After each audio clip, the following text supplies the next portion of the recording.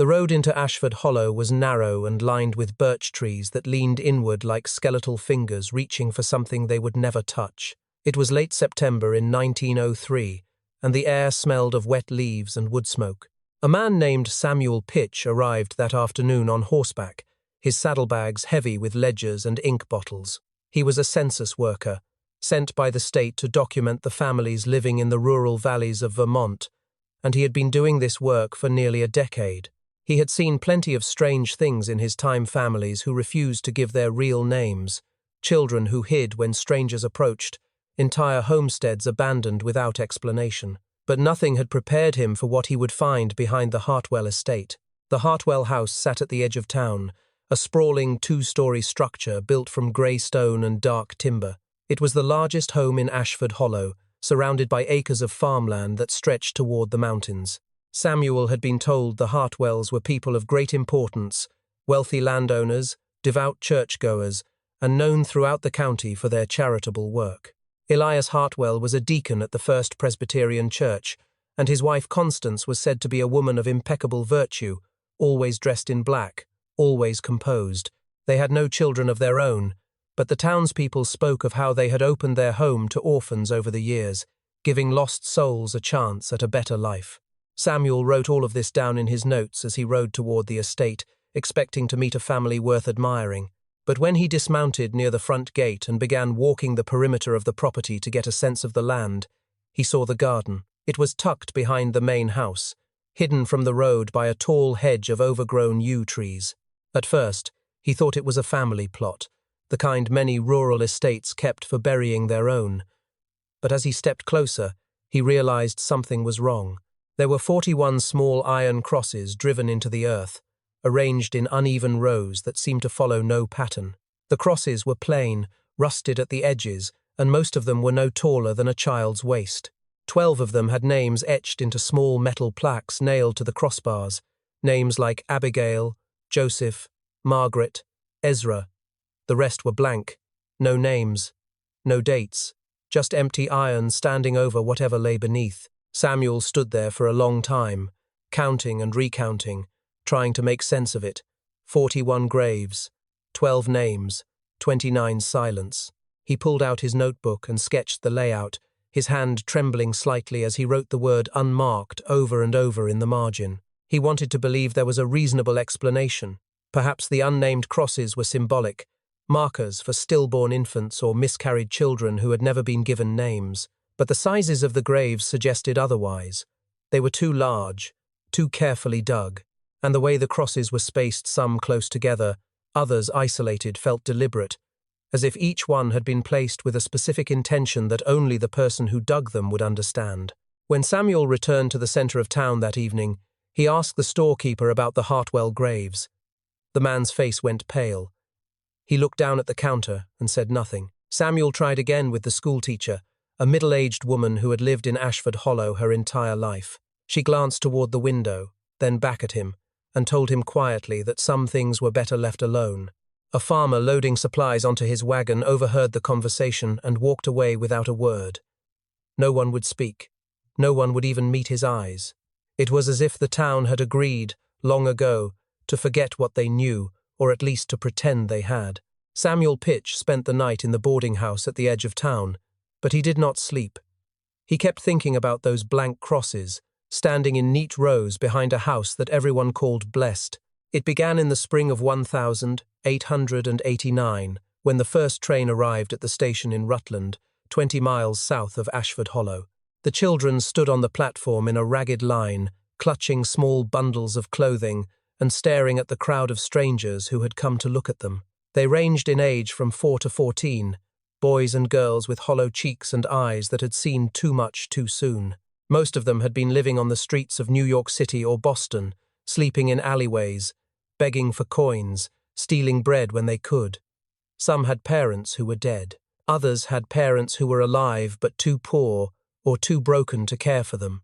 The Orphan Train Initiative, as it was called, was meant to be a mercy, a way to save these children from a life of crime and disease by sending them west to families who would take them in, raise them as their own, and give them a future. It was presented as a noble cause, supported by churches and charitable organizations across the country. And for some children, it truly was a second chance. But for others, it was something much darker. Elias and Constance Hartwell had been attending these placements for 2 years before they took their first child home. They would arrive in their black carriage, dressed in fine clothes, and stand at the edge of the crowd, while the organizers presented the children one by one. Elias was tall and broad-shouldered, with a neatly trimmed beard and a voice that carried authority. Constance was smaller, always in black, her hair pulled back so tightly it seemed to stretch the skin of her face. She never smiled, but she nodded often, as if approving of something only she could see. The townspeople of Ashford Hollow knew them as people of deep faith and quiet generosity. Elias had donated money to build the church steeple. Constance organized charity drives for widows and the poor. When they announced they would be adopting orphans from the trains, the community praised them. The local minister said it was the work of God made visible. The first child they took was a boy named Thomas, though they never called him that. He was 9 years old, with dark hair and a nervous habit of chewing his fingernails down to the skin. He had been living in a tenement in Brooklyn with his mother until she died of typhoid, and then he had been swept up by the Children's Aid Society and put on the train with 30 other boys and girls. When Elias and Constance selected him, they signed the papers, shook hands with the placement agent, and led him to their carriage without a word. Thomas looked back at the other children as the carriage pulled away, and none of them looked back at him. That was the last time anyone outside the Hartwell estate ever saw him. Over the next 14 years, the Hartwells would take in 40 more children. They came in groups of 2 or 3, sometimes alone, always quiet, and always afraid. The placement agents were grateful to have families like the Hartwells, people who were willing to take the difficult cases, the children who were too old or too sickly or too traumatized to be chosen by anyone else. Constance had a way of selecting them. She would walk down the line slowly, studying each face, and when she stopped in front of a child, she would tilt her head slightly and say something like, "This one needs saving," or "This one has been marked by suffering." The agents thought she meant it kindly. They thought she saw potential where others saw only damage, and so they handed the children over, one after another, with nothing more than a signature and a promise that they would be well cared for. But the children never appeared in town. They were never enrolled in the school. They were never seen at church, even though the Hartwells attended every Sunday and sat in the front pew. When neighbors asked about them, Constance would smile faintly and say they were being tutored at home, that they needed time to adjust, that they were fragile and not yet ready for the world. Elias would add that the children were being prepared for a better life, that they were learning discipline and faith, and that soon they would be ready to contribute to society. The townspeople accepted this without question. After all, the Hartwells were respected. They were wealthy. They were devout. Why would anyone doubt them? And so the children disappeared into the Hartwell estate, one by one, and the town went on as if nothing was wrong. The trains kept coming. The agents kept placing. And the Hartwells kept choosing. No one asked where the children went. No one wondered why the house was always so quiet. No one thought to walk behind the hedges and count the crosses in the garden. The trust was absolute, and the silence was complete, and that silence would last for more than a decade before anyone even thought to ask a single question. The diary was found in 1957, buried beneath the floorboards of what had once been the Hartwell estate's stone basement. It was small, bound in cracked leather, and the pages were so brittle they crumbled at the edges when touched. The handwriting inside was unsteady, written in faded pencil by a child who had pressed too hard in some places and barely at all in others. There was no name on the cover, and many of the entries were incomplete, as if the writer had been interrupted or too exhausted to continue. But what remained was enough to piece together what life had been like inside the Hartwell house, and it was a life that no child should have ever known. The first rule was the name. On the day a child arrived at the estate, Constance would take them into the parlour and tell them that their old name no longer existed. She would say it gently, almost kindly, as if she were offering them a gift. She would explain that the names they had been given by their mothers or by the streets were tainted, that they carried the weight of sin and abandonment, and that in order to be made clean, they needed to be reborn. And so she gave them new names, biblical names, names that sounded pure and holy: lamb, dove, sparrow, raven, Lily, Abel. The children were told to never speak their birth names again, not even in whispers, not even in their own thoughts. If they did, Constance said, the sin would return and they would be lost forever. The diary described how one girl, who had been called Mary before she came to the house, cried for 3 days because she could not remember who she was anymore. Constance had renamed her Dove, and after a week, the girl stopped crying. She stopped speaking altogether. The second rule was purity. Constance believed that all the children who came to her were unclean, not just dirty from the streets, but spiritually corrupted, marked by the lives they had lived before. She told them that their bodies carried disease, that their souls were sick, and that they could not be allowed to walk freely in the world until they had been purified. This purification, she said, would take time. It would require suffering. It would require obedience. The children were not allowed to leave the basement except for meals and rituals. They were not allowed to touch each other. They were not allowed to look out the windows. Constance said that sunlight was a reward, and that they had not yet earned it.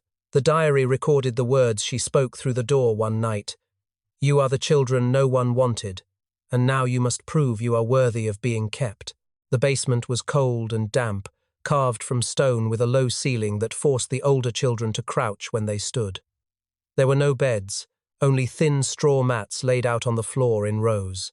The children slept huddled together for warmth, even though they were forbidden to speak or touch.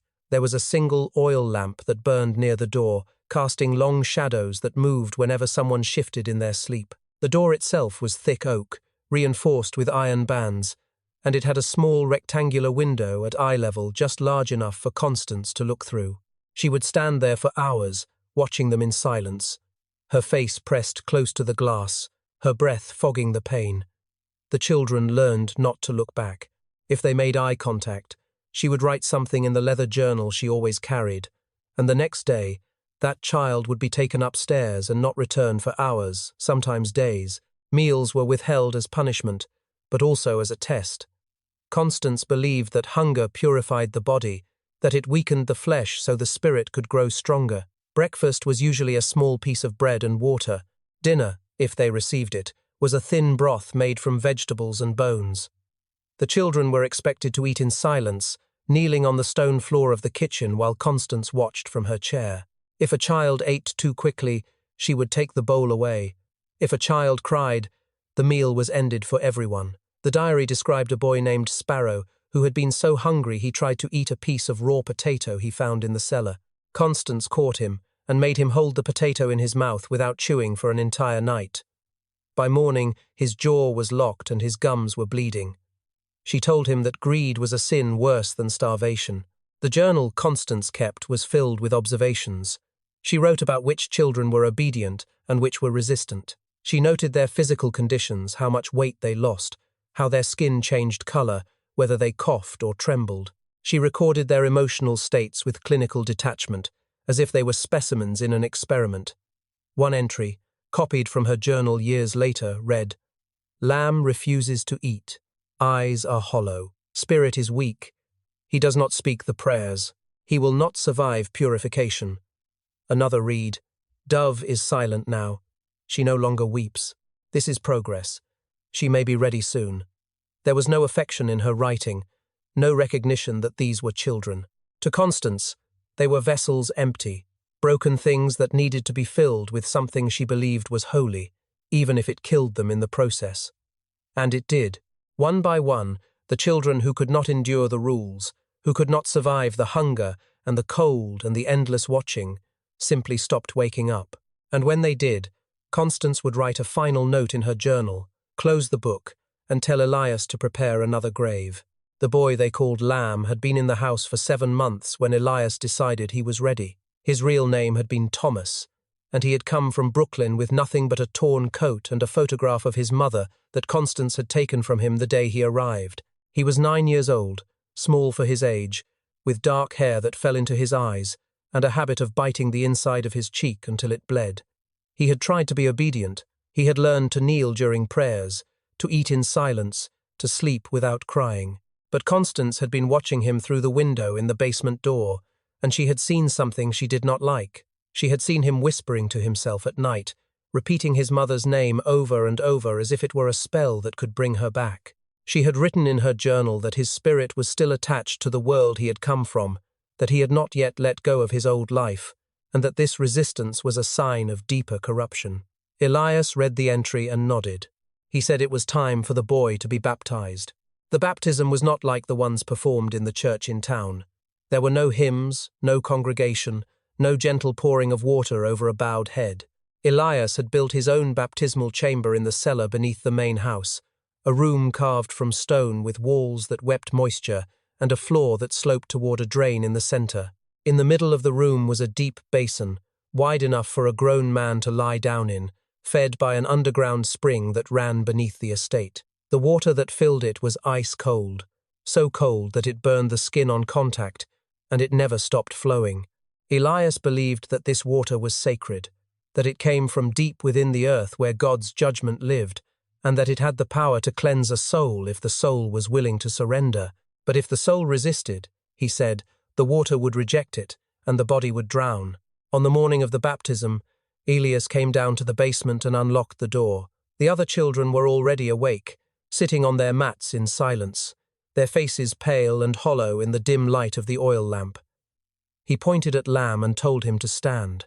The boy stood slowly, his legs shaking, and Elias took him by the wrist and led him up the stairs. Constance was waiting in the hallway, holding her leather journal. She did not speak. She only watched as Elias opened the door to the cellar and pushed the boy inside. Then she turned and walked back down to the basement, unlocked the door, and told the other children to follow her.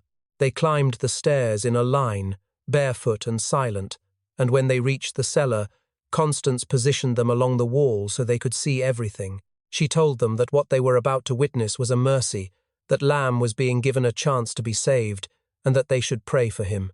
None of the children prayed. They only stood there, frozen, their eyes wide with terror. Elias had already removed the boy's shirt and was holding him by the shoulders at the edge of the basin. The water inside was black and still, reflecting nothing. Elias began to speak, his voice low and rhythmic, reciting scripture about sin and death and resurrection. He said that the flesh must die before the spirit can live, that suffering is the doorway to grace, and that only those who surrender completely can pass through. Then he lifted the boy and placed him into the water. Lamb gasped as the cold hit him, his whole body going rigid, and Elias held him there, waist deep, while he continued to pray. The boy's teeth began to chatter. His lips turned blue. He tried to pull himself out, but Elias was too strong. After a minute, Elias pushed him down, submerging his head completely, and held him under. At first, Lamb struggled. His arms thrashed against the sides of the basin, his legs kicking wildly, sending water splashing onto the stone floor. Constance stood at the edge, watching, her pen poised above her journal. She did not move. She did not blink. Elias kept his hands on the boy's shoulders, pressing down with steady, unshakable force, and he kept praying aloud, saying the same words over and over. Let the sin drown, let the spirit rise, let the sin drown, let the spirit rise. The other children watched from the wall, some of them covering their mouths, some of them crying silently, but none of them looked away. Constance had told them they were not allowed to close their eyes. After 30 seconds, Lamb's movements began to slow. His arms stopped flailing and started to drift, his fingers curling and uncurling as if reaching for something that was not there. His legs went still. Bubbles rose to the surface of the water, and then there were no more bubbles. Elias held him under for another full minute, just to be certain, and then he lifted the boy's body out and laid it on the stone floor. Water poured from Lamb's mouth and nose. His eyes were open, staring at nothing, and his skin had turned a pale grey that looked almost like wax. Elias knelt beside him and placed 2 fingers on the boy's neck, checking for a pulse. There was none. He stood, wiped his hands on a cloth, and turned to Constance. He told her that the spirit had resisted, that the boy had not been willing to let go of his sin, and that the water had rejected him. Constance nodded and wrote in her journal, "He resisted grace. The spirit would not enter." Then she closed the book and told the other children to go back to the basement. Elias wrapped the body in a white cloth, the kind used for burial shrouds, and carried it out to the garden behind the house. He dug a grave in the far corner, where the ground was soft and the yew trees cast long shadows, and he placed the boy inside without ceremony. He drove a small iron cross into the earth at the head of the grave, but he did not engrave a name. Constance had said that names were only for those who had earned them, and Lamb had not. The grave was left unmarked, and by the next morning, the other children had been told to forget the boy had ever existed. But they did not forget. They never forgot. And when the next baptism came, they would be made to watch again. The girl they called Dove had been coughing for 3 weeks before Constance decided to intervene. It had started as a small, dry sound in the back of her throat, the kind of cough that comes from sleeping in cold, damp air without enough blankets. But as the days passed, it grew worse. It became wet and rattling, and sometimes when Dove coughed, she would double over and press her hands to her chest, as if trying to hold something inside that was trying to escape. The other children in the basement would lie awake at night, listening to her struggle for breath, the sound echoing off the stone walls like something trapped and dying. Constance had been watching through the window in the door, and she had written in her journal that the cough was not a sickness of the body, but a sickness of the soul. She called it moral consumption, a disease she believed was carried in the blood of children who had been born into sin, and she was convinced that it could only be cured through suffering and obedience. Constance's understanding of illness was not based on medicine or science. It was based on a belief system she had constructed over years of isolation and religious obsession, a system in which physical ailments were merely symptoms of spiritual corruption. She believed that children who came from the streets carried not just hunger and filth, but the sins of their parents, the sins of the cities they had lived in, the sins of every person who had ever touched them or looked at them with pity. She believed that these sins lived in the blood, that they festered and spread like poison, and that if they were not purged, the child would be lost forever. And so when Dove began to cough, Constance did not see a little girl who needed warmth and food and rest. She saw a soul in danger, a vessel that was failing to contain the grace she had tried to pour into it, and she decided that something more drastic needed to be done. She prepared the mixture herself in the kitchen, measuring each ingredient with the precision of someone performing a sacred ritual. She poured fresh milk into a tin cup, then added 20 drops of laudanum, a thick brown liquid that smelled sweet and chemical, and finally a small spoonful of mercury, which she kept in a glass vial on the top shelf of the pantry. She stirred it slowly, watching the mercury swirl and settle at the bottom like tiny silver beads, and then she carried the cup down to the basement. She unlocked the door and called for Dove, and the girl came forward on her hands and knees, too weak to stand. Constance told her that this was medicine, that it would cleanse her blood and quiet the sin that was making her sick, and that she was to drink it twice a day, every day, until the coughing stopped. Dove looked at the cup, then at Constance, and then she drank it because she had learned that refusal was not an option. The first few days, Dove seemed to improve. The laudanum dulled her pain and made her drowsy, and the coughing became less frequent. Constance wrote in her journal that the treatment was working, that the girl's spirit was beginning to quiet, and that soon she would be ready to move to the next stage of purification. But by the end of the first week, something changed. Dove's gums began to bleed, staining her teeth pink when she tried to eat the small pieces of bread Constance allowed her. Her hair, which had been light brown and wavy, started to fall out in clumps, leaving patches of pale scalp visible beneath. Her hands trembled constantly, and she could no longer hold a cup without spilling it. The other children watched in silence as she deteriorated, and some of them began to understand that the milk was not medicine at all, but poison. By the second week, Dove had stopped coughing entirely, but only because she no longer had the strength to cough. She lay on her mat in the corner of the basement, curled into herself, her eyes half closed and unfocused. Her teeth had begun to loosen and fall out, one by one, and she would wake in the morning with blood dried on her lips. She became delirious, speaking in fragments that made no sense, calling out for people who were not there, asking for water that Constance would not give her. Constance continued to bring the cup twice a day, kneeling beside the girl and tilting her head back to pour the mixture down her throat, even though Dove could no longer swallow properly and most of it ran out the sides of her mouth. Constance believed she was being merciful. She believed that the pain Dove was experiencing was necessary, that it was burning away the corruption inside her, and that if the girl could just endure a little longer, she would emerge purified and whole. But Dove did not endure. On the 19th day of the treatment, she stopped breathing. It happened in the early morning, just before dawn, when the basement was still dark and the other children were asleep. One of them woke and noticed that Dove was not moving, that her chest was not rising and falling, and they crawled over to her and touched her shoulder. Her skin was cold, her eyes were open, staring at the ceiling, and her mouth was slightly parted as if she had been trying to say something before she died. The child who found her did not cry out. They simply sat there beside the body until Constance came down with breakfast and saw what had happened. Constance stood in the doorway for a long moment, looking at the dead girl on the floor, and then she turned and walked back upstairs without a word.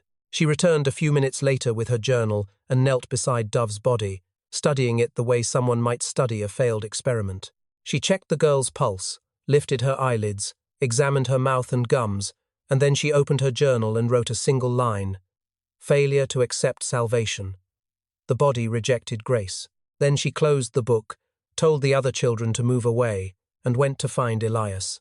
The body was wrapped in the same white cloth they used for all the burials, and Elias carried it out to the garden and dug another grave in the row behind the house. He placed Dove's body inside and covered it with earth, and then he drove a blank iron cross into the ground at the head of the grave. No name, no date, just another empty marker in a garden full of silence. Constance returned to the kitchen and poured the rest of the milk mixture down the drain, then rinsed the cup and put it back on the shelf. She did not feel sadness. She did not feel guilt. She felt only the certainty that she had done what was necessary, and that the next child would be stronger. Elias built the box in the attic during the winter of 1894, working alone by candlelight while the rest of the house slept. He used pine boards salvaged from an old barn, cutting and planing them by hand until the edges were smooth and the joints fit together without gaps. The box was small, barely 4 feet tall and 3 feet wide, just large enough for a child to crouch inside with their knees pulled to their chest. There was no window, no ventilation, and the door was fitted with an iron latch that could only be opened from the outside. When it was finished, Elias carried it down from the attic and placed it in a corner of the upstairs hallway, near the door to his and Constance's bedroom. He painted it black and nailed a small brass plate to the front with the words, "Confession Box," engraved in careful script. He told Constance it was a place of correction, a tool to help the children confront their disobedience and see the truth of their own sinfulness. She nodded and wrote about it in her journal, describing it as a necessary instrument of grace. The first time a child was put inside, it was for speaking out of turn during prayers. A boy named Wren, no older than 7, had whispered something to the child next to him, and Elias had seen it. He stopped mid-sentence, turned to face the boy, and asked him what he had said. Wren tried to explain that he had only been asking when they would be allowed to eat, but Elias cut him off and told him that speaking during prayer was the same as speaking over God, and that such arrogance could not be tolerated. He took the boy by the arm, led him upstairs, opened the door to the confession box, and told him to get inside. Wren hesitated, looking into the dark interior, and Elias pushed him forward until he stumbled in. Then he closed the door, fastened the latch, and left the boy there for 12 hours. When he opened it again, Wren crawled out trembling and soaked in his own urine, and Elias told him that next time, the punishment would be longer. But it was not the darkness that made the confession box unbearable. It was the nail. Elias had driven a single iron nail into the interior wall at eye level, positioned so that a child crouching inside would have no choice but to see it directly in front of their face. The nail was thick and long, with a blunt head that caught what little light leaked through the cracks in the wood. Elias told the children that the nail represented their sin, that it was the thing that had pierced Christ on the cross, and that if they stared at it long enough without looking away, they would begin to see the truth of what they had done.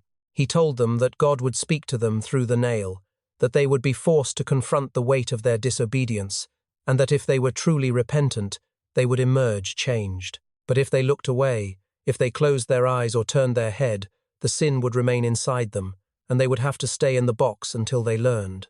The boy they called Sparrow was put inside the confession box in the spring of 1896, and he stayed there for 6 days.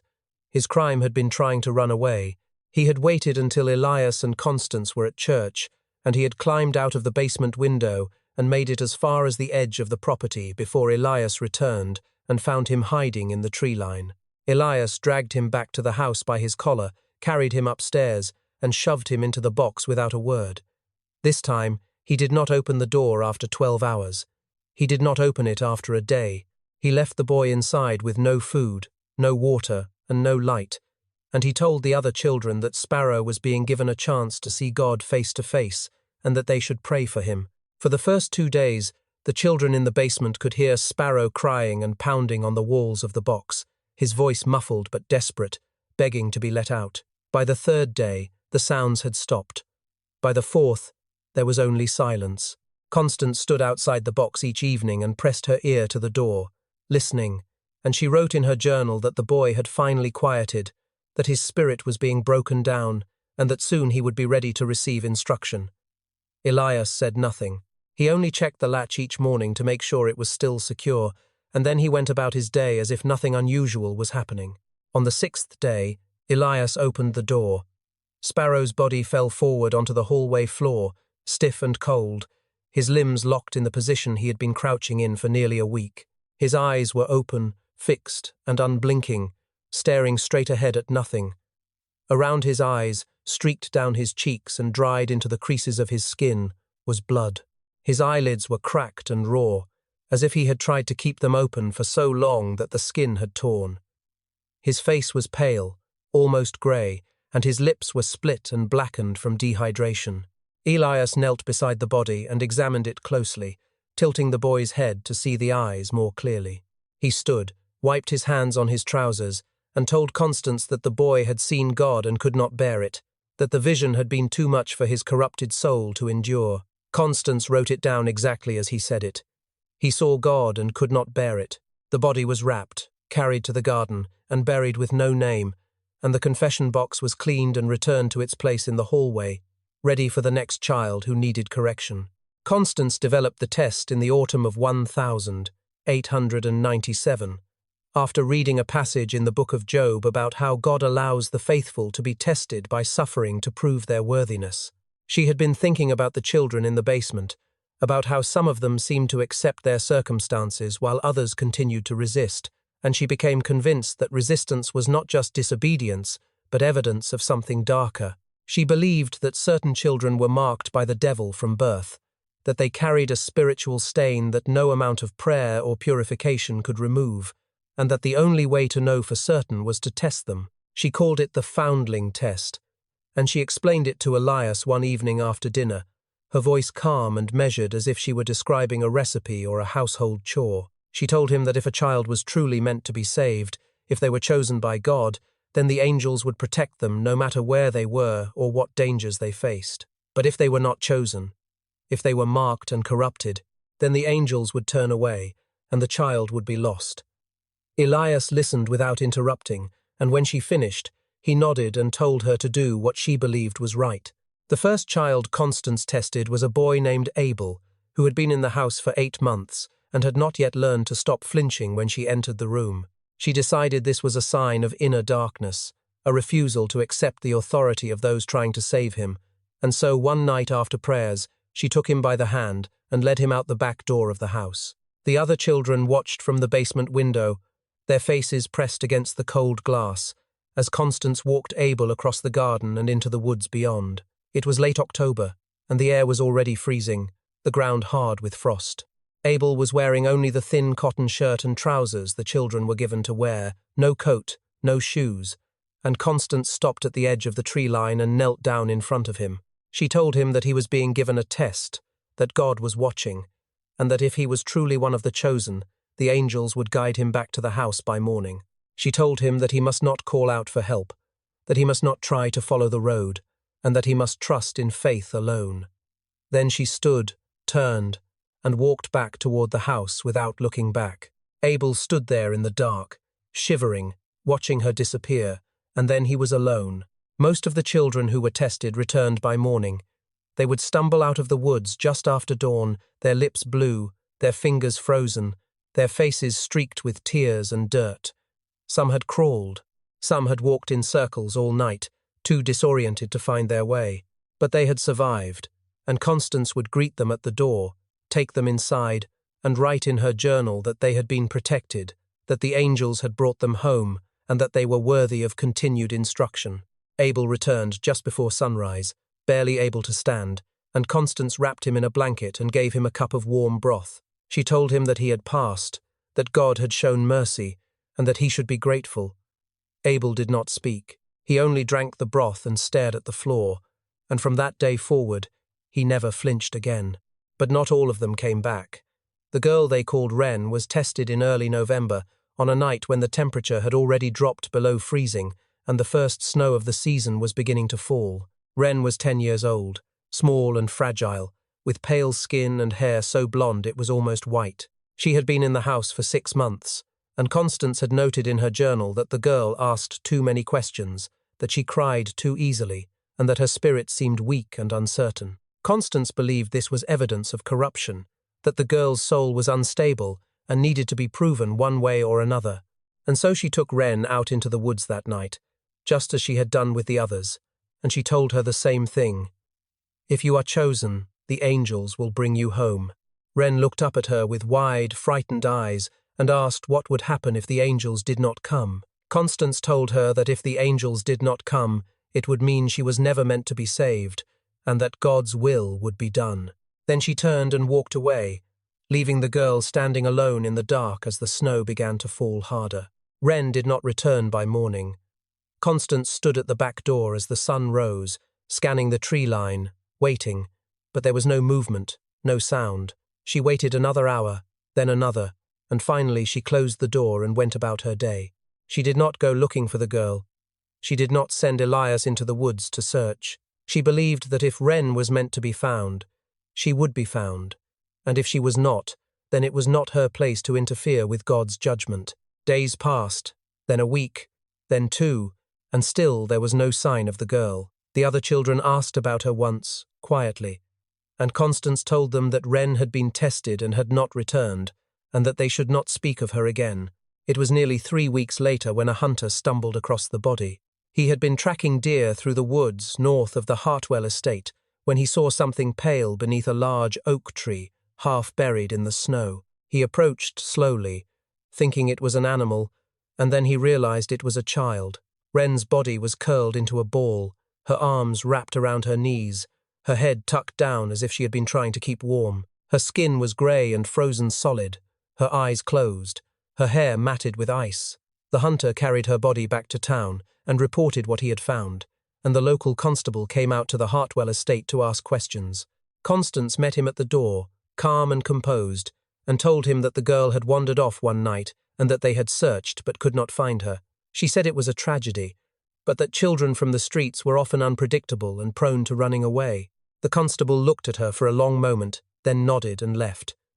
No charges were filed. No investigation was opened. The body was buried in the town cemetery with no marker, and Constance returned to her journal and wrote a single line. She was not meant to survive. The angels knew. The test continued. Over the next 2 years, Constance would take 7 more children into the woods, and 3 of them would not return. Each time, she would wait at the door until sunrise, and each time she would write the same words in her journal. Not chosen, not worthy, not meant to be. She never expressed doubt. She never questioned whether the test was cruel or whether the children who died had simply frozen to death because they were abandoned in the wilderness with nothing to protect them. To Constance, the test was not about survival, it was about worthiness. And if a child was not worthy, then their death was not a tragedy but a revelation, a confirmation of what she had suspected all along. And so the woods behind the Hartwell estate became another kind of graveyard, one without crosses or markers, where the bodies of children lay beneath the snow and the leaves, forgotten by everyone except the woman who had sent them there.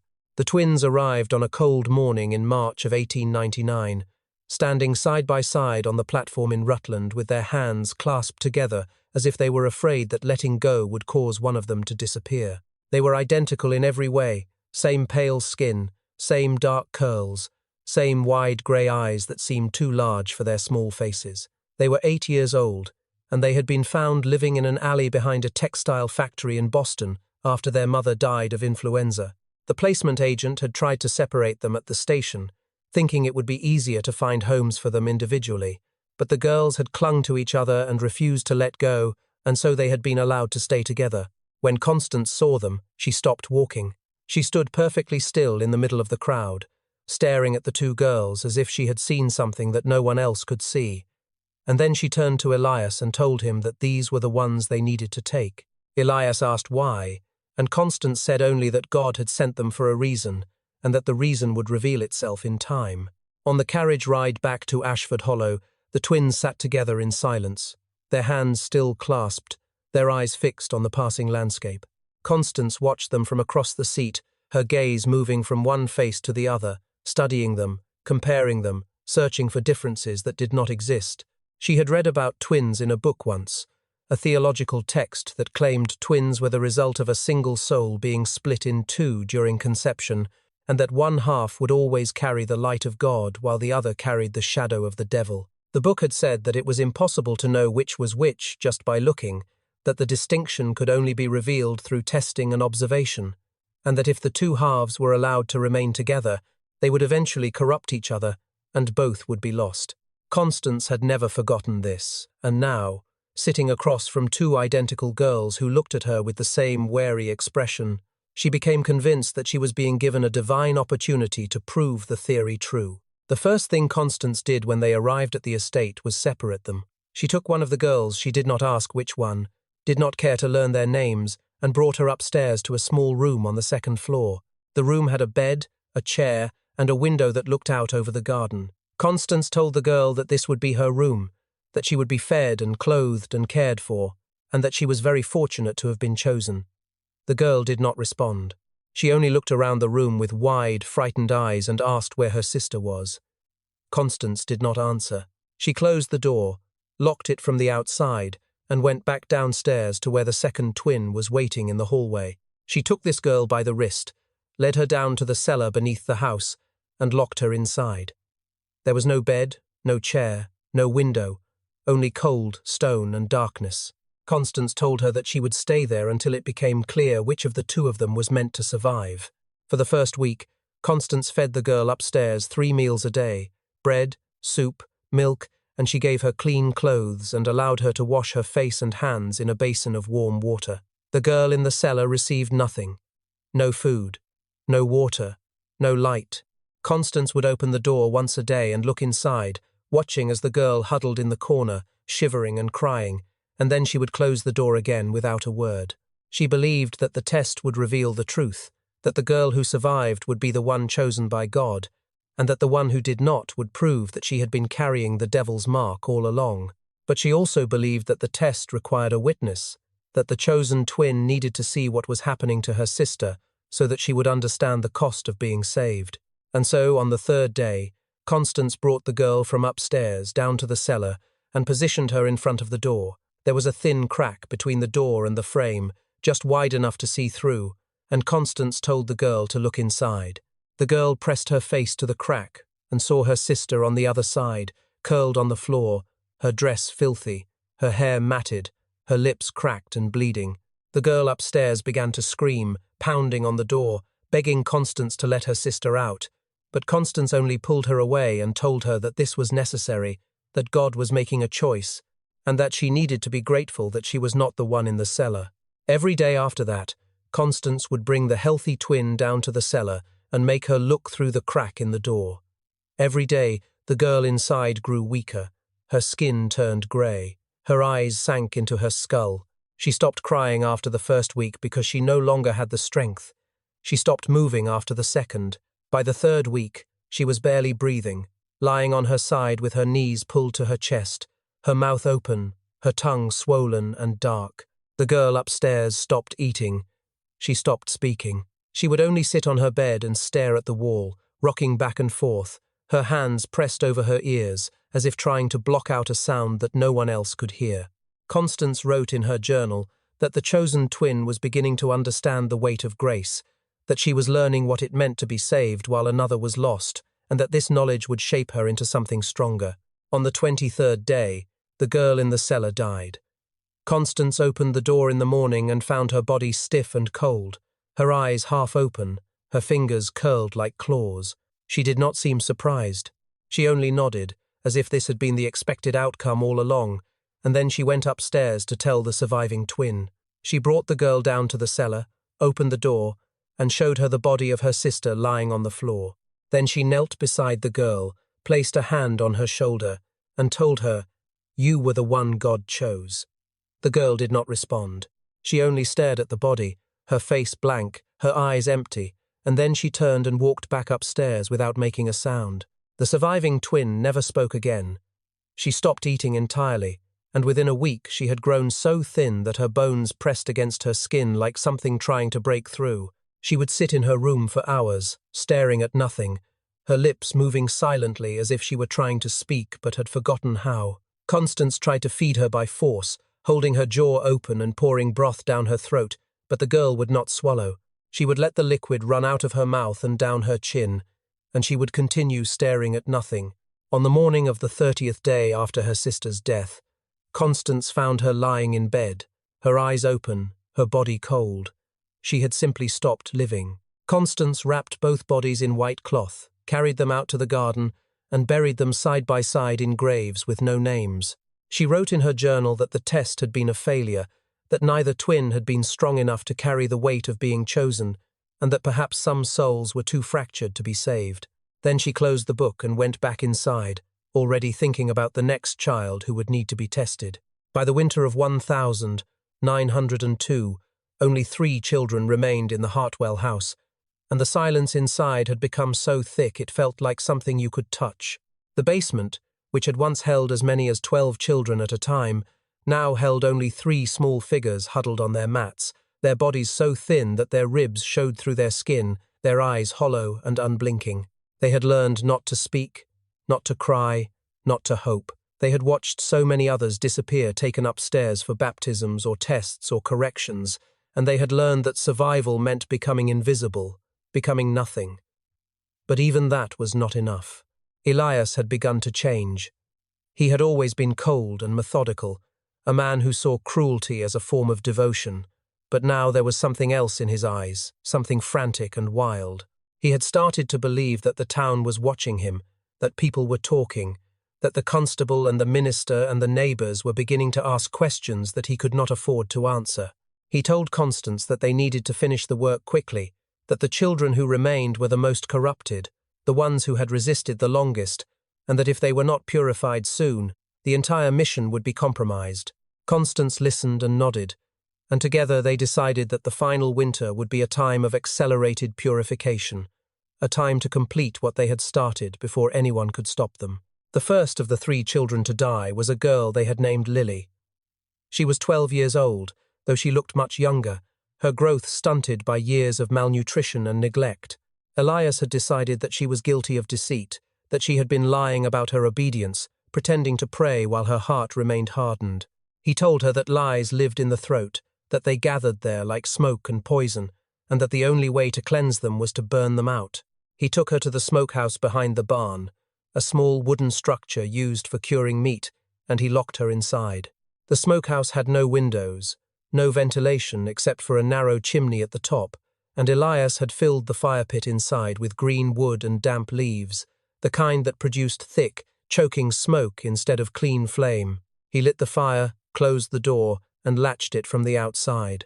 Lily pounded on the walls and screamed for help, her voice muffled by the heavy timber, and Elias stood outside and listened, his face expressionless, until the screaming stopped. He left her inside for 6 hours, and when he finally opened the door, her body was slumped against the wall, her skin blackened with soot, her mouth open and filled with ash. She had suffocated slowly, breathing in smoke until her lungs could no longer function, and Elias carried her body to the garden and buried her without ceremony, marking the grave with another blank cross. The second child was a boy named Raven, who had been in the house for nearly 2 years and had learned to survive by never speaking, never looking anyone in the eye, never drawing attention to himself. But Elias had been watching him, and he had noticed that the boy sometimes moved his lips during prayers, forming words that were not the words of the scripture they were reciting. Elias decided this was evidence of hidden rebellion, that the boy was speaking his own prayers in secret, and that his throat needed to be cleansed of whatever lies or blasphemies he was holding inside. He brought Raven into the kitchen one morning and told him that he was going to drink the water of purification, that it would burn away the corruption in his throat and leave him clean. He filled a metal cup with water from the kettle on the stove, water that had been boiling for 10 minutes and was still bubbling and steaming. He held the boy's head back, forced his mouth open, and poured the water down his throat. Raven convulsed immediately, his body jerking as the boiling liquid seared his mouth, his tongue, his esophagus. He tried to scream, but the sound that came out was wet and garbled, and then he collapsed on the floor, choking and vomiting blood. Elias watched him for a few minutes, waiting to see if he would recover, and when it became clear that he would not, he dragged the body outside and buried it beside Lily's grave. Constance recorded the death in her journal with a single sentence. The throat was too corrupted to survive cleansing. The last child was a boy no older than 10, whose original name had been Jacob, but who had been renamed Abel when he first arrived. He had been in the house longer than any of the others, nearly 3 years, and he had endured every test and punishment that Elias and Constance had devised. He had survived the baptisms, the starvation, the confession box, the cold nights in the woods. He had learned to be silent, to be obedient, to be invisible. But in the end, it was not enough. One night in late February, when the house was dark and Elias and Constance were asleep upstairs, Abel made a decision that he must have known would cost him his life. He climbed out of the basement window, dropped into the snow, and ran. He ran through the garden, past the rows of blank crosses, into the woods beyond, his bare feet cutting through the frozen ground, his breath coming in short, desperate gasps. He did not know where he was going. He only knew that he had to get away, that he would rather die in the woods than spend one more night in that house. But he did not get far. Elias woke to the sound of the window scraping open, and he was out the door within seconds, moving through the dark with the speed and certainty of someone who had done this before. He caught Abel at the edge of the tree line, tackling him into the snow and dragging him back toward the house by his ankle. The boy did not fight. He only sobbed and begged, his voice breaking, pleading for mercy, for another chance, for anything but what he knew was coming. Elias did not take him back to the basement. He did not take him to the smokehouse or the kitchen or the confession box. He took him directly to the garden, to a spot near the center where the ground was soft and freshly turned, and he forced the boy to kneel. Then he picked up a shovel and began to dig. Abel watched in silence, his body shaking, his face wet with tears, and when the hole was deep enough, Elias pushed him inside. The boy landed hard on his back, the wind knocked out of him, and he looked up at the sky, at the stars visible through the bare branches of the trees, and he opened his mouth to scream. But before he could make a sound, Elias began shoveling dirt back into the hole, covering the boy's legs, then his chest, then his face. Abel thrashed and clawed at the earth, trying to pull himself out, but the dirt kept coming, heavy and relentless, filling his mouth and nose and eyes, and within minutes he was buried completely, still alive, still breathing, his fingers twitching beneath the surface.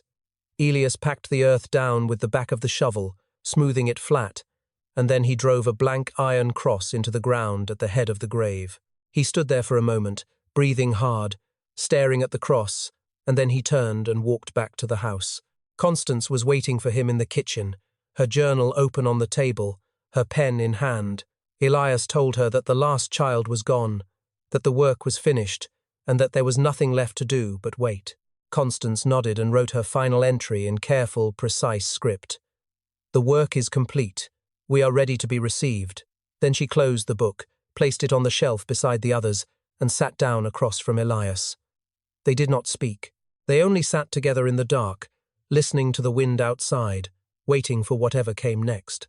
Elias Hartwell died on a Tuesday in early March of 1903, 3 days after the last child was buried in the garden. He was found in his bed by a neighbor who had come to the house to deliver a letter, his body stiff and cold, his eyes open and staring at the ceiling.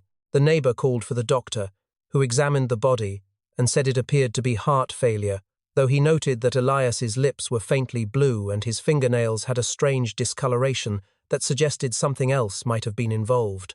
The doctor did not pursue it further. He signed the death certificate, collected his fee, and left.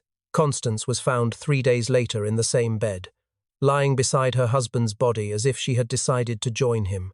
She had taken something, no one knew what, but her skin was waxy and pale, her breathing shallow and slow, and by the time anyone thought to check on her, she was already gone. The doctor returned, examined her briefly, and wrote that she had died of grief or perhaps the same illness that had taken her husband. No autopsy was performed. No questions were asked. The bodies were buried in the churchyard with a simple joint headstone that read, Elias and Constance Hartwell, devoted servants of God, and the town moved on as if nothing unusual had happened. The estate was abandoned almost immediately. No one wanted to go inside. The neighbours who had delivered the letter and found Elias's body told others that the house felt wrong, that the air inside was thick and cold, and that there was a smell they could not describe, but that made them want to leave as quickly as possible. The front door was locked, the windows shuttered, and within a week the property had taken on the appearance of a place that had been empty for years. Weeds grew up through the gravel path. The paint on the shutters began to peel. The garden behind the house, with its rows of small iron crosses, was hidden behind the overgrown hedges, and no one went looking for it.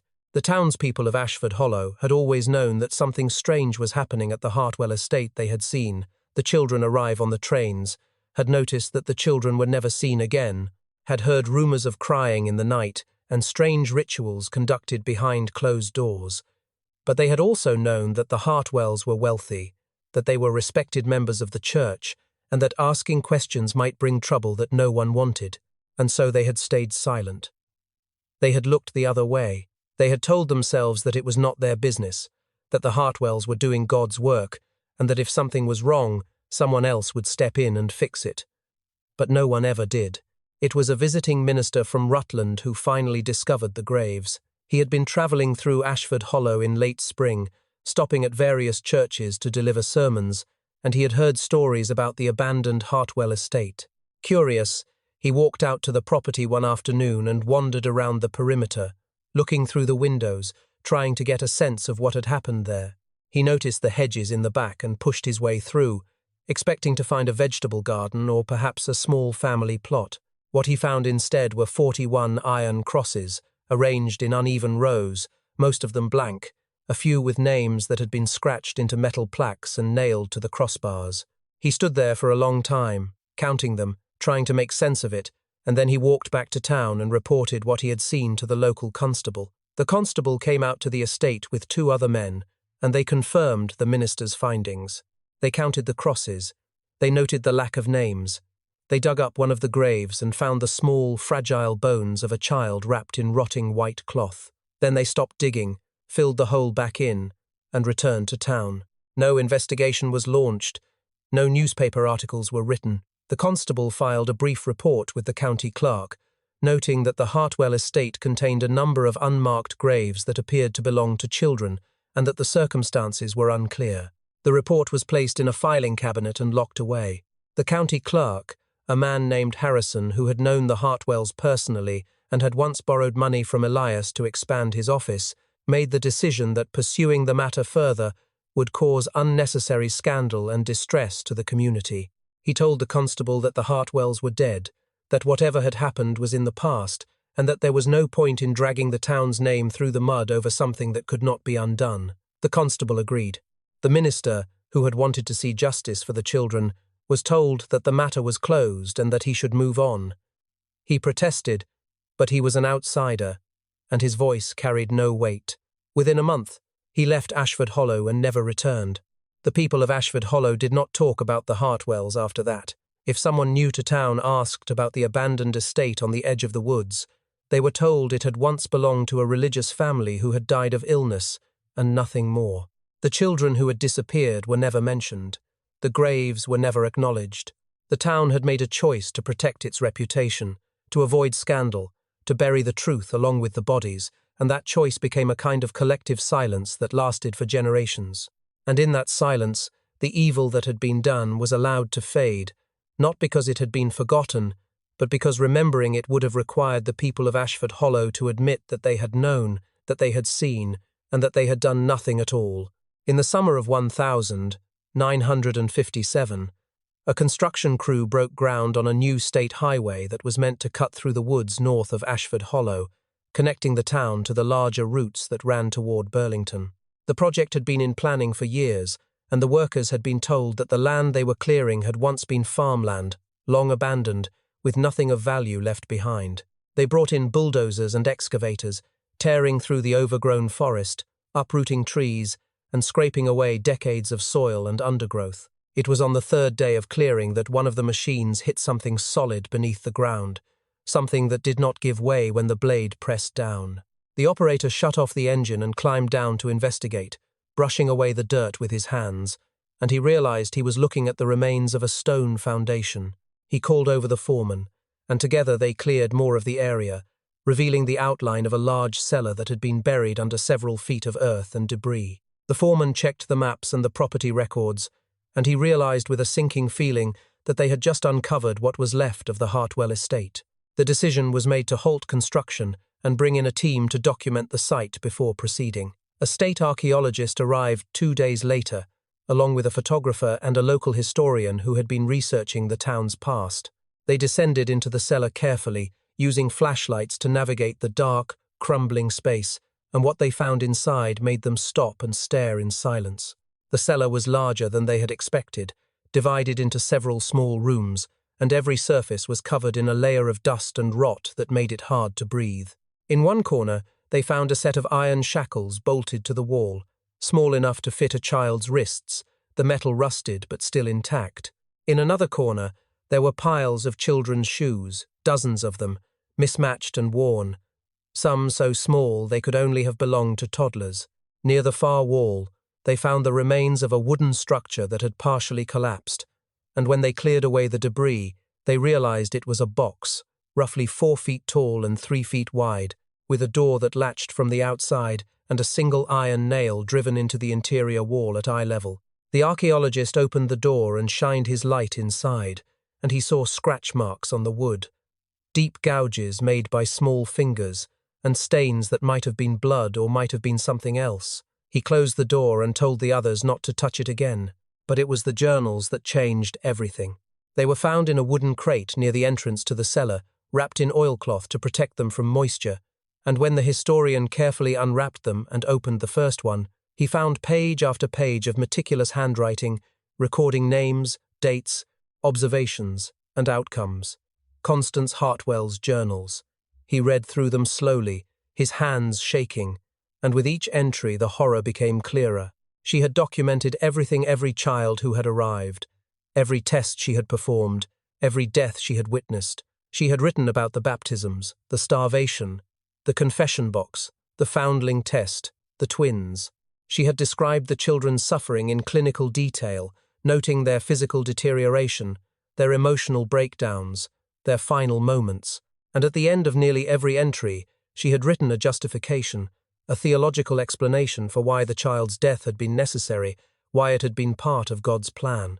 The historian closed the journal and sat down on the ground, unable to speak, and the archaeologist radioed for additional support.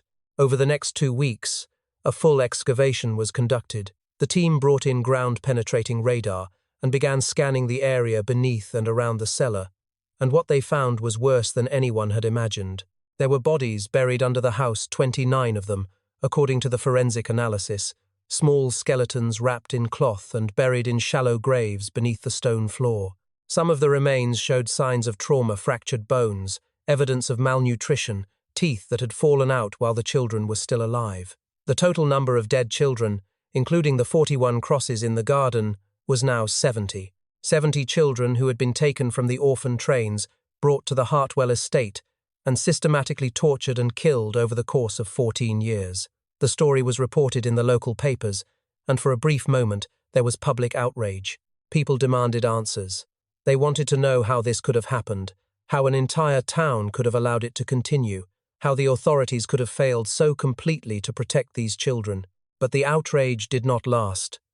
Within a month, the state made a decision to seal the site. They said it was too disturbing, too expensive to preserve, and that there was no clear way to identify the remains or notify any surviving family members. The bodies were removed and buried in a mass grave in a county cemetery with no marker, no ceremony, and no public announcement. The confession box, the shackles, the shoes, and the journals were taken into state custody and locked away in a storage facility, classified as evidence in a case that would never be prosecuted because everyone involved was already dead.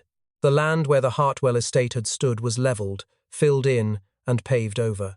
The new highway was completed on schedule, and drivers passing through Ashford Hollow had no idea that they were travelling over a mass grave, over the remnants of a house where children had been tortured in the name of God. No memorial was ever built.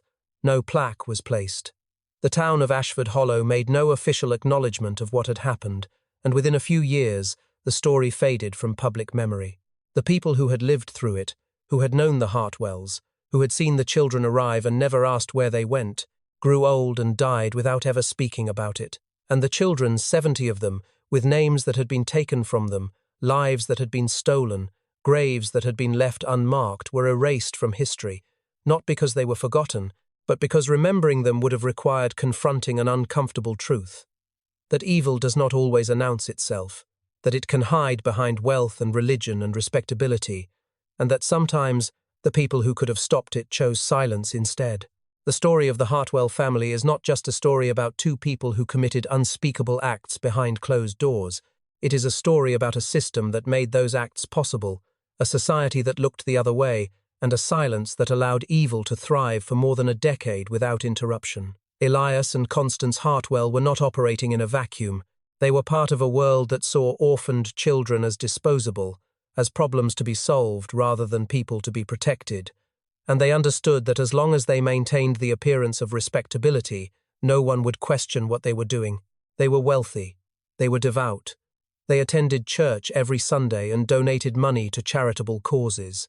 They spoke the language of salvation and righteousness, and because they did, the townspeople of Ashford Hollow trusted them. And that trust became a shield that protected them from scrutiny, even when the signs of something terrible were right in front of everyone's eyes. The Orphan Train Initiative, which brought 70 children to the Hartwell estate over the course of 14 years, was a real program, and it saved thousands of lives.